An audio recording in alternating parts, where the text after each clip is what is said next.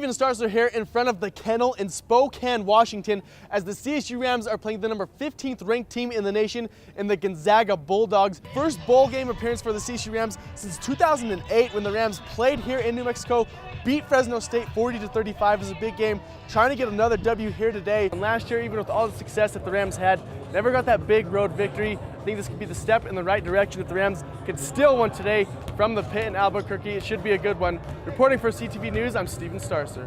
The Rams battled tough in this game. They were down by double digits at certain points. The crowd was getting into it, but they were able to cut it down to single digits thanks to great shooting by Daniel Bejarano. He hit 5 of 7 from beyond the arc in this game.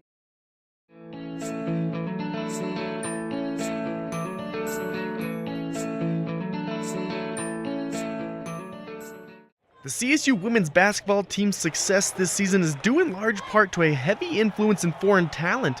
The Rams have 7 players from 4 European countries on their roster, and perhaps the most impressive of them all is Ellen Neuström, a freshman from Sweden who says the Rams' lack of national attention doesn't bother them one bit. We know that we're good, and we don't need people to pay attention to us because we know that we're good, and we know that we can go to the NCAA tournament, and I mean that's our goal, so we're just focusing on that and focusing on our team. The 19-year-old says it's been a smooth transition to the States and she couldn't be happier. I love it here, I really do, and I have 2 Swedish friends here, Ellie and Gabby, so that's been a real big help because I don't even miss home that much. Neuström's head coach Ryan Williams believes he's found a star in the young Swede. She's a very special talent, a very strong, competitive young lady that has a tremendous will to win.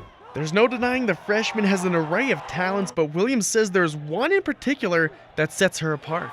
The thing about Ellen is how extremely unselfish she is. You know, the thing we've been trying to get her to do is score the ball and be a more willing scorer, because she's got it all. I don't think Ellen understands how good she's gonna be. Neuström became the first men's or women's basketball player in school history to record a triple-double this season, and couldn't have been more humble. I mean, I'm just playing my game and trying to win every game, but if I make a triple-double, it's not like I'm gonna focus on that much, but it's fun that people recognize it.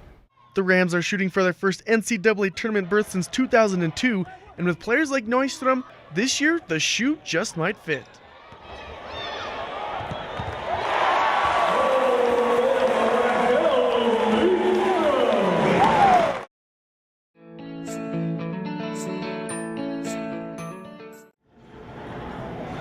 Every time the Winter Olympics roll around, figure skaters capture our attention and imagination with passion and storytelling.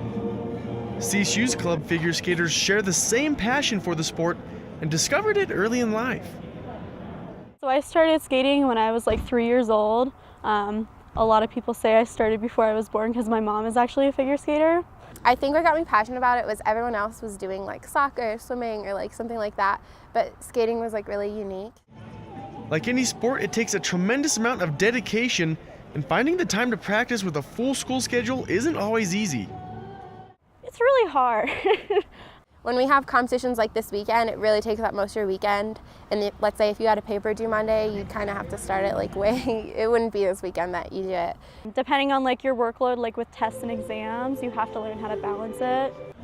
But that's not enough to keep these girls from doing what they love and keeping their eye on the top prize. We haven't gone to nationals in a few years, but we're hoping to go this year if we're lucky.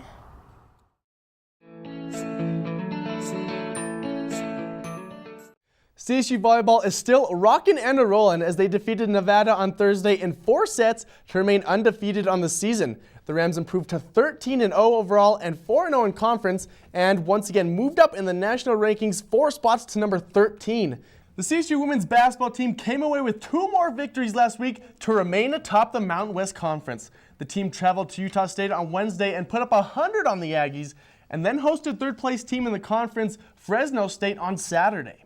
The CSU women's soccer team battled under cold and rainy conditions Sunday in their final home match of the team's inaugural season. And in other football news, the CSU Rams are continuing to pile up awards this season. Senior running back Chris Woke was named a semifinalist for the William V. Campbell Trophy.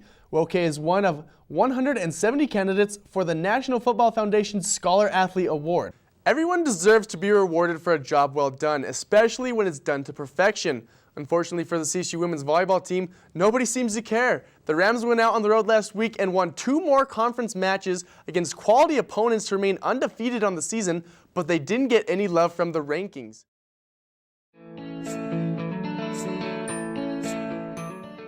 Fuller in lane 4 for the Rams as they make their way towards the finish. Both of them neck and neck.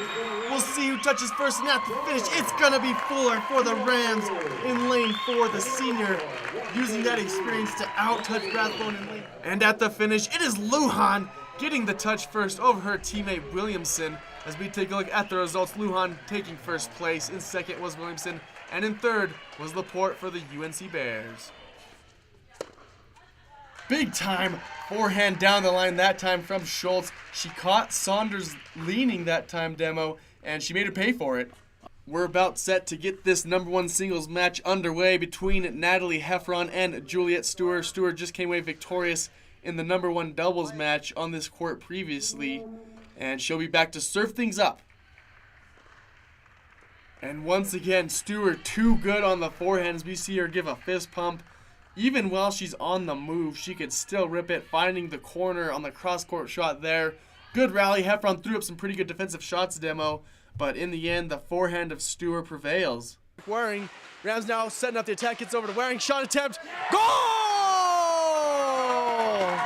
Number 16, Eric Waring for CSU, ripping one from back at the blue line, Chris. What a shot. Get passed back over here to number 15, that's Robeson, backs over to Jenkins. Looks like he wants to let him on the fly. He's going to pass this one in. Number 14, that's a goal! Austin Burr getting in on the action, assistant captain for CSU. Haven't called his name a lot tonight, but he gets a goal late, and that's a very important goal for this team, Chris.